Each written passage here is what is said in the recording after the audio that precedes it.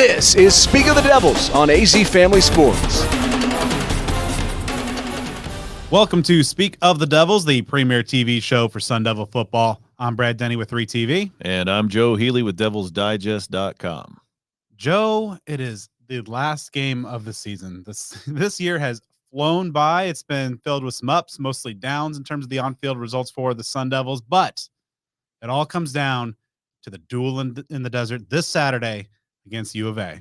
And this week, a lot of us are counting our blessings and the things that we're thankful for. I am thankful that football game from last weekend is over as Oregon made short work of the Sun Devils. Now, Oregon is, of course, a very, very talented team, could be primed for a long postseason run, could be guided by the Heisman Trophy winner. We'll see all those things and how they shake out in the coming weeks, but it is all on the table. There's only one thing left, no matter what happens this weekend. ASU versus Arizona in Tempe for the Territorial Cup. ASU is certainly an underdog, probably by the most significant tally that we've seen in many years, certainly since we've been doing this show. So it is strange territory against a nationally ranked, very good Arizona team that still has a chance of playing in the Pac-12 championship game.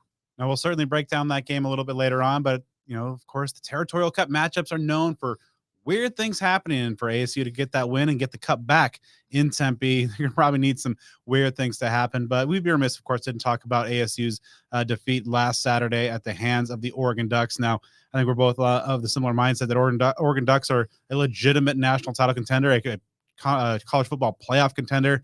And as Kenny Dillingham said after the game, that team was just better than us, point blank, significantly better than us. And the Ducks jumped out to a 21-0 lead in the first quarter. Bo Nix had 6 touchdown passes in the first half, kind of solidifying that Heisman campaign. They clearly took the foot off the gas in the end. But I mean, that was just kind of a elite football team playing against a team that's in a year 0 rebuild with half the roster injured.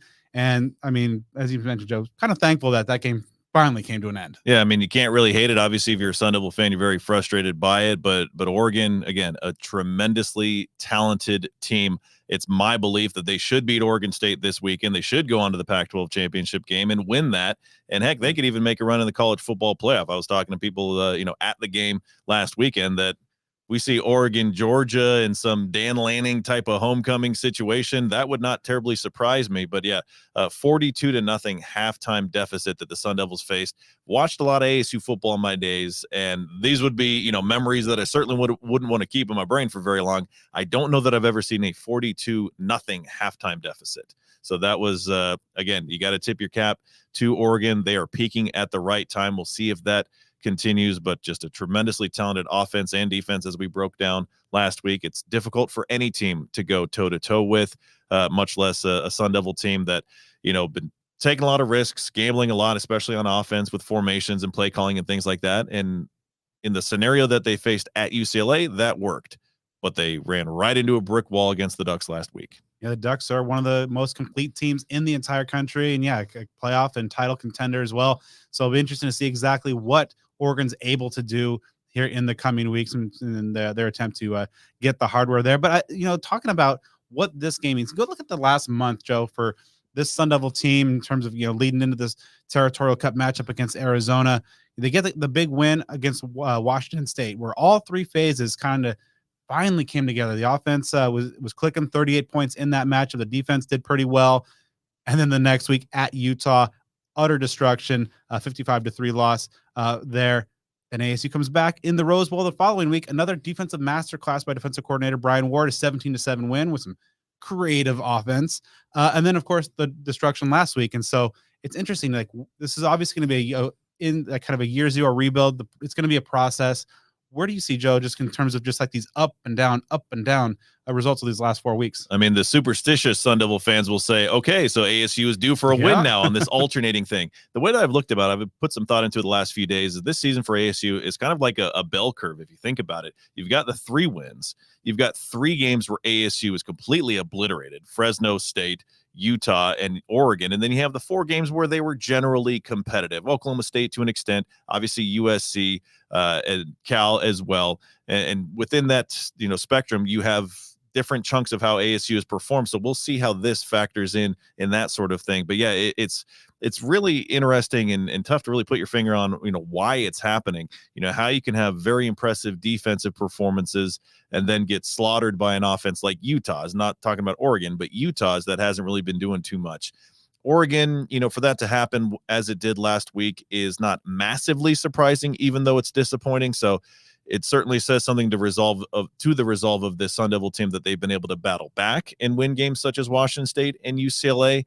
But it also exposes some highly concerning elements as well. It would be a different factor altogether if this Arizona team were like the Arizona teams of many recent years, where maybe hovering around the 500 mark or less. But this is a top 20 team that is certainly going to a bowl game, as we've talked about, still has a chance of playing for the Pac-12 title. So they're talented on both sides of the ball, as we'll break down later in the show. So for ASU, they just need to treat this as their bowl game, their Super Bowl, their national championship game, because if you can somehow etch out a win, and it's not going to be easy, and it's going to take a lot of good luck and a lot of very, very efficient execution. If you can do that, it's a miraculous level of momentum that you bring into the offseason. Whereas if you don't, it's just another knock and another level of concern that Sun Devil fans will share over the course of what could be a very long offseason. Yeah, as Kenny Dillingham said all along, this season's not about the wins and losses. It's about getting better and showing the process of laying the culture for future years to come. So getting that win, though, would be a nice, huge boost, a nice element for ASU to propel themselves into a pretty crucial offseason. Of course, the transfer portal is opening up on December 4th. That will be a very interesting element that we will be covering here on this program as well. Was ASU built themselves last year through the transfer portal, and a lot of the guys that could be coming and also perhaps going as well. But after the break, we're going to talk to one of the key Sun Devil guys, a guy that play a big factor in determining Saturday's outcome, and that's star tight end Jalin Conyers. All right, so before looking forward, when you look back at the Oregon game, is there anything to be taken away, or is it just kind of a complete flush and just move on? Yeah, it's a complete flush. At this point, obviously it's a one-game season. We got one game left, and, obviously Tuesday. So, yeah, it's kind of, we looked back on that Sunday, kind of got a day to, kind of process it and kind of look at everything and kind of take everything in. And obviously, but now as soon as we woke up this morning, obviously it's all about UVA, so that's kind of focused right now. What do you think, kind of the team's mindset is? Or do you think they've all been able to kind of turn that page and put the focus on Hate Week? Yeah, I think everybody has. I think everybody came in this week in the meetings this morning and just knew, okay, no offense, Oregon, yeah, they whooped our tail, but we don't care. It's going on to the U of A now. It's Hate Week, it's the Super Bowl of Arizona, so we're all locked in on that, and everybody, gets that message. We got it across this morning, watching all these videos and stuff, knowing how much this game means to everybody in Arizona, so we're ready to go. Coach talked about showing the team a video kind of on the rivalry, the Territorial Cup history, and just kind of getting a lot of the new guys up to speed. How do you think that message was received? I think it was good. I think for, obviously some of the new guys, you don't necessarily know, what it means to some people. So, for a lot of people, even me, I didn't really know coming in, and obviously I didn't get to play in the first one when I was here. So that next one, all I got to see was all the videos and all the montages of everything and how much of a hatred this is for everybody. So, I think it's gotten across. I think everybody's kind of getting the point. I think the younger guys seeing how the older guys are acting in practice and meetings, just how we talk about it, and they know okay, so this is serious. This isn't just some other game where we're playing a team in state. This is really this is two teams that really hate each other. So, obviously UVA's had a good year, and obviously that brings a lot more for us to it. We want to go, they're going to a bowl game, but we want to put them in a place that that they're gonna have to go in that bowl game with an L. So I think everybody's got the message so far. How has the rivalry kind of evolved in your eyes? Obviously coming in as a newcomer and not being able to play, but playing a key role in last year's tense matchup and kind of the way that the seasons have gone so far. How is it kind of that you tweeted out Hate Week, and so it's kind of you're ingrained now. So how has that kind of evolved for you in your perspective? Yeah, it's my third year here, so now it turned into didn't really know about UVA, and then I don't like those guys, so now I really don't. I hate them. So it's cool, kind of to see how it progressed. The first year, obviously I was here, I was hurt, so I didn't get to play in it, and obviously a win. I think it was our fifth one in a row, and then obviously last year being on the other side of things, it's the first time they've won in a while. So I'm 1-1 against UVA, so obviously I want to go into this one and make it 2-1. So it means a lot to me. Obviously last year I had a good game, but we weren't able to come on top. So obviously I want to do the same thing I did last year, but obviously end up on top on this one. So I'm excited to get back out there and play again. Especially in front of our home crowd with this full fill stadium. The defense for the Wildcats has really taken a big jump forward this year. When you study them in preparation for this game, what are the things that jump out to you, and where do you why have they been so much better this year than last year? They just done a great job. I mean, give credit where credit's due. I mean, Coach Fitz has done a great job with them. I think their defense. I mean, I think they play a lot of man. Obviously they try to do a lot of similar stuff as last year. I think that they're kind of just new in that system now. I think they're second or third year in the system, so they're finally starting to get it. They just play hard. They're one of those teams that everyone was talking, no one really cared about the beginning of the season. And they kind of had this mentality of like, hey, let's go shock the world. So then they've done a really good job of that. I mean, shoot, what are they ranked? 17, 15, something like that. Like, if you would have told me they were right there at the beginning of the year, I would have laughed in your face. So it's just one of those things that they've done a good job, and I give them credit. But obviously we don't really care about that. We're going into this game. We've done a really good job watching film. They have a good DB group. They stop the run. They're very good. In the core. So we're just gonna have to do a good job of exploiting what they aren't good at. And I think we have a good plan so far going in this week. How much could this game change the trajectory of this program into the offseason? Whether it's a loss and kind of in on a bad note, or getting that win, getting the cut back, and just kind of getting that positive momentum moving in. Yeah, I mean, hey, this is our bowl game. I mean, shoot, I mean, you're going to play for the oldest trophy, in college football. You're obviously playing the team, that everybody in there, the state of Arizona is literally all going to be there. It's all going to be talked about. That's all anyone's been talking about this week. So, it's a big game, and for us, obviously not going to a bowl game, having us struggling this season, stuff like that, it means a lot to us, and I know it's going to mean a lot to them. I mean, if you go to Tucson, all you talk about is beating ASU. So, it's one of those things where they're going to a bowl game, this and that, but they really care about this one, and so do we. So, it's going to probably be, I think it's going to be one of the chippiest and one of the, most passionate games that a lot of us have ever been in. So, for me, I mean, I'm obviously going in with, trying to, how to keep my head strong, just not do anything dumb. So, but I think everybody's getting that message, we're going to have to play with a lot of, physicality, but we also got to play smart, because we saw what happened at the end of last year. So, we're just going to have to be smart about that and be careful. But, I think we're all excited to go play in this one. Yeah, how do you keep that? Because obviously, kind of the brawl at the end last year, and the tensions are always flaring up a little bit. And so, like, how do you guys keep that in control in terms of just not making that critical mistake, drawing perhaps a flag or something in an opportune moment? Yeah, I mean, the second guy always gets caught. I mean, that's how a lot of it is. So, I mean, a lot of those guys are going to antagonize and try to get us to do things. And I think it's just, keeping a level head and being smart, just knowing like, hey, it's not worth it. It's not worth it to get kicked out of this game. It's not worth it to, make a mistake and, not be able to play the rest of the game. So I think that's what a lot of us are going in, especially for the offensive guys. We know they're going to take cheap shots. We know they're going to do all that. So we just got to be smart. We got to keep level headed, and, we just got to go to the next play and just keep rolling. So, I think for especially the older guys, we're kind of trying to reiterate that, the scout team's obviously antagonizing us a little bit this week. So that'll be pretty good to, kind of get a feel for that and obviously not go back at them. So, we just got to play smart. And, at the end of the day, if you keep it level headed and play smart, I think we can really come out and win this football game. And I think we could, do it pretty handily as well for smart. When you look kind of at the course of this season, these 11 games kind of been an up and down ride for you. Where do you see, kind of the growth there personally, but also just kind of, setting yourself up for the future? I mean, for me, obviously it was a little bit of a growing year. Kind of when you come into the season with an expectation that you could be leaving to go to the NFL and you could be up there, and then you kind of, have a couple setbacks, and then going into the end of the year, you're really not sure where you're going to be at. It's one of those things where, you kind of have to look at yourself in the mirror and just kind of decide like how you want to take it and how you want to move on. And, I think I've done a pretty good job of that. At first, it's kind of hard, to look yourself in the mirror and tell yourself like, hey, you got to get better. You're not where you're at. You want to be at where teams want you to be at. So, I was able to do that, come in and have 2 good back-to-back weeks, and then now we're kind of getting rolling. And, I feel pretty good going into this week. And, obviously this week's just about getting the body back healthy and just getting everybody ready to go. Like, obviously we came out here with no pads the first day just to, kind of get our bodies back. We want to be fresh going into this game. So, I mean, obviously for me, it's a personal thing to where it's like, hey, like, I want to go finish out on top. I want to go win this game. I want to go finish out strong, and then, let God take me to where I want to be, whether it's the NFL or coming back to college or doing whatever I need to do. So, I'm excited to see, what happens after this game, but obviously I want to go in and win this game and, send out the seniors number 1 on top. The seniors deserve, to end it on a good note. So, definitely going after them, especially for Big Messiah. So, that's definitely important for me.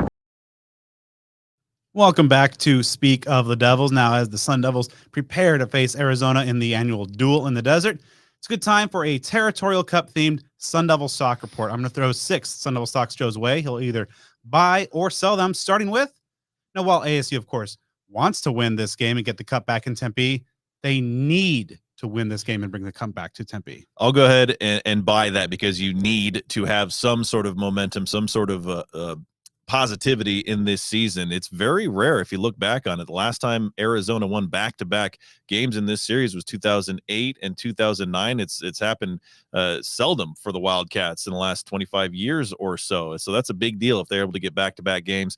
Also, the other storylines as well.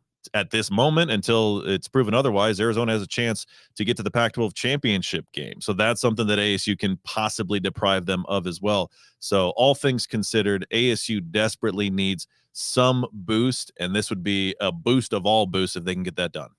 Buy or sell, ASU's chances of an upset win on Saturday will increase if Oregon beats Oregon State on Friday night. I'll go ahead and buy that. I don't know by leaps and bounds, but I think it adds something, because if Oregon State happens to beat Oregon, and that opens the door wide open for the Wildcats to get into the Pac-12 championship game with a win, that adds momentum and incentive for Arizona. So if you take that away, I think that diminishes that a little bit. Again, is it going to be a night and day difference? I don't think so, but in the essence, in the interest of this question, do I think that the odds increase marginally, but a little? All right. So buy or sell now in the Territorial Cup history, a very long, century-long history at that. The greater in disparity between the team's quality of seasons, the weirder the actual game will be. I'll go ahead and sell that. I mean, there has been some weirdness. We'll refer to it a lot, where this game potentially reminds me of 2004, or if ASU is going to win, it's going to have to be like a 2004 scenario where Arizona had a very poor season, ASU was very good, and the Sun Devils were upset in Tucson. But we have seen some items that go as planned. Sometimes that's the case, whether it's for both side of the equation, whether it's Arizona in the 80s and 90s, or what ASU has done in the majority of this century. So there has been some craziness, but I don't know that there's a direct correlation. Buy or sell, this will be the first and final Territorial Cup matchup between head coaches Kenny Dillingham and Jedd Fisch. I'll go ahead and buy it. Maybe not with ultimate confidence, but there could be some job openings that perhaps appeal to Jedd Fisch. Maybe UCLA, maybe Texas A&M. We've talked and we'll talk about how maybe Florida, due to his connection there, but that is probably not one that's going to be coming up this year. So I don't say it with a ton of confidence. Maybe it's wishful thinking, because if they can start from scratch, then hey, that's a good thing for Sun Devil fans to at least begin that process all over again. So you know what? I'm not saying with a ton of faith, ton of confidence, but I'll go ahead and lean into buying that one. All right, buy or sell. Now, speaking of rivalries, of course, ASU along with U of A are going to be moving to the Big 12 conference in 2024. So with that move next year, a school in Utah will become ASU's second most heated rival.